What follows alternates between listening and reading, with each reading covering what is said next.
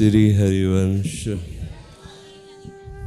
वैसे तो अपने लिए नयो नेह नव रंग नयो रस नवल श्याम वृषभानु किशोरी, प्रतिपल नया, प्रतिक्षण नया, नया आनंद दाता और नया नया भाव से आनंद का उपभोग करने वाले उपासक जन।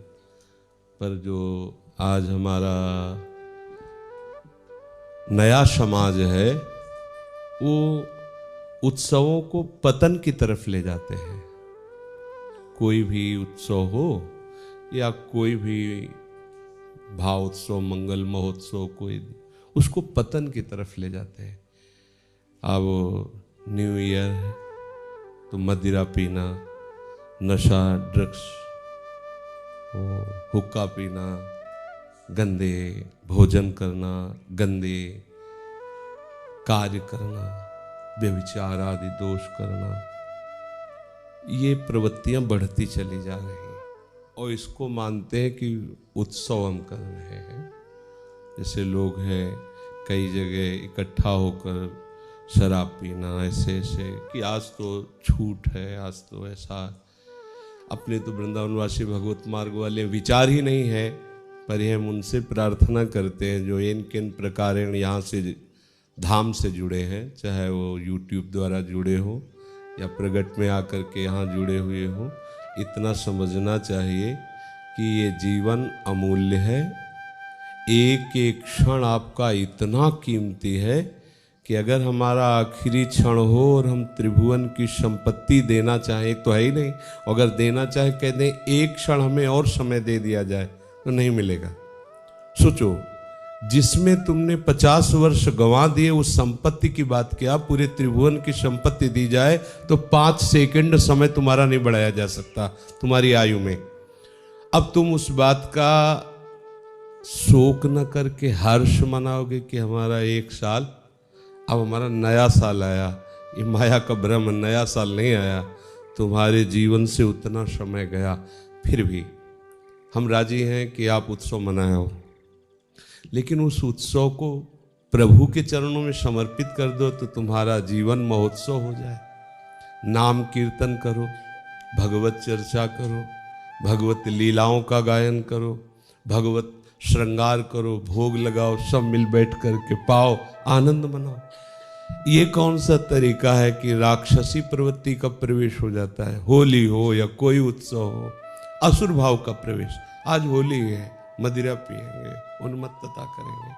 आज न्यू ईयर है, मदिरा पिएंगे, गंदी बातें करेंगे। ये कौन सा उत्सव है? ये कौन सी तुम्हारी मंगल वृत्ति है जो तुम्हारा आनंद प्रदान करेगी? सोचो, तुम कैसे गिरते चले जा रहे हो अपने मार्ग से। भले माना जाए कि संत जन है तो अपनी शास्त्रीय बातें, पुरानी बातें कहेंगे, नहीं, वो तो सत्य वस्तु है ही है, उसको तुम क्या कहोगे। पर तुम विचार करके देखो कि तुम्हारी स्थिति कहाँ चली जा रही है। यदि ऐसे गंदे आचरणों को आप उत्सव मनाते हो तो आग लगे ऐसे उत्सव में जो तुम्हारे जीवन को बर्बाद कर रहे हैं।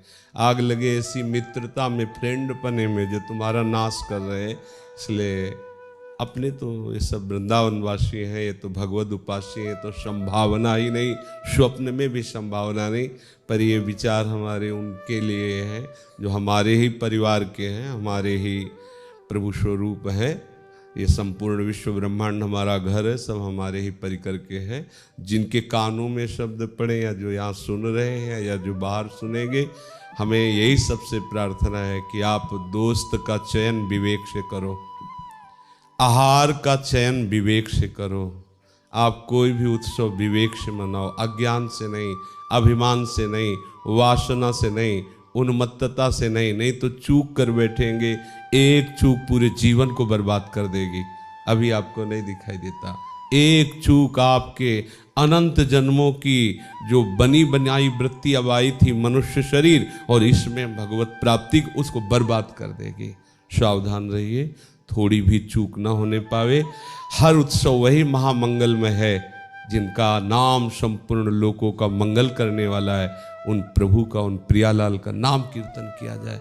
देखो इन किन प्रकार कैसे भी राधा नाम निकले, कैसे भी तुम्हारे हृदय से प्रियालाल की भावना जुड़े, तुम्हारा मंगल ही होगा। भाव को भाव अनखालशहु, नाम जपत मंगल दिश दशहु। अगर हम 50 लोग एकत्रित होकर नाम कीर्तन करें, बहुत बढ़िया वो दिन हुआ, वो उत्सव हुआ, वो बहुत बढ़िया हुआ। अब 10-20 लोग एकत्रित होकर के गंदे तरह से आसुरी प्रवृत्ति से कोई कार्य करे, देखो कैसा आसुरी प्रवृत्ति का कार्य, शराब पीते, जुआ खेलते, ड्रग्स, ये सब गंदी गंदी बातें, गंदे। तो जीवन को गंदा करके तुम आनंद समझते हो क्या? अभी आनंद को चखा क्या है? सोचो, वो शराब पीकर नाली में खेल रहा है, वो समझ रहा है आनंद मिल रहा है आज। कैसे? ये आनंद तो सुअर कुत्ता ले रहे यार। तुम उत्सव मना रहे थे तो कम से कम समझो कि हमारे उत्सव का स्वरूप क्या है।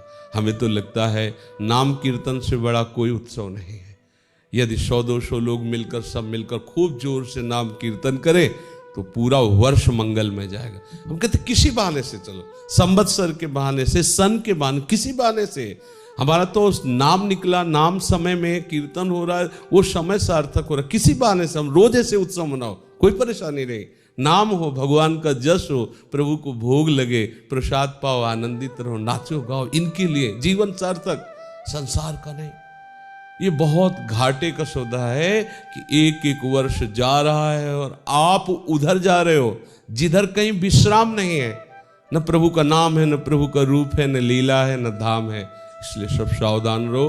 कोई भी किसी भी संबंध से अगर हमको दबाव करके गंदी बातें, गंदे खान पान, गंदी क्रियाएं, तो कभी भी वो गृहस्थ हो चाहे कोई, कभी भी उसे ये स्वीकार नहीं करना चाहिए। हमारा मित्र वही है जो हमें सतमार्ग में चलावे। कुपंथ निवारी सुपंथ चलावा, मित्र का लक्षण है। कुपंथ से हटाकर सुपंथ में चलावे। कोई भी गंदे व्यसन, गंदी आदत, गंदी बातें मत करो और अधिक से अधिक नाम जप करो। ये कलिकाल में जय घोष हो रहा है नाम का, वो निश्चित तुम्हारा मंगल कर देगा।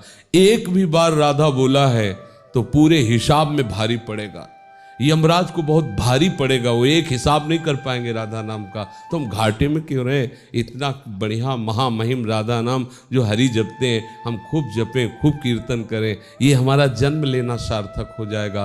अन्य योनियों में जाने पर हमें कोई भी किसी तरह का सपोर्ट नहीं मिल पाएगा कि हम उस दुख से निकल पाएं। देखो कैसी कैसी योनियाँ हैं, सर्दी में वो काँप रहे हैं, उनके लिए रजाई थोड़ी है, स्वेटर थोड़ी है, अंगीठी थोड़ी, हीटर थोड़ी, गीजर थोड़ी, बीमार है, कष्ट है, घाव है, वहां वैद्य थोड़ी, दवा थोड़ी है, वो ऐसे ही मरना है उनको। अपने को चांस से मिल गया है। आपको वो सब बातें ऐसी कथा जैसी लगती हैं, चांस से मिल गया है, मनुष्य शरीर है, आप निकल सकते हो, ये बढ़िया अवसर है। गंदे आहार से आपकी बुद्धि भ्रष्ट हो जाएगी, गंदे लोगों के संग से आपकी बुद्धि भ्रष्ट हो जाएगी, गंदे दृश्यों से आपकी बुद्धि भ्रष्ट हो जाएगी, गंदे पेय से आपकी बुद्धि भ्रष्ट हो जाएगी। हमारी बुद्धि प्रकाशित रहे, हमारी बुद्धि प्रभु के चरणों की तरफ बढ़े, नाम रूप गुण लीला धाम का आश्रय ले, ये हमारा जीवन कृतार्थ हो जाएगा। सावधान रहिए, प्रत्येक पल नाम जपते रहिए, नाम कीर्तन करते रहिए। राधा वल्लभ।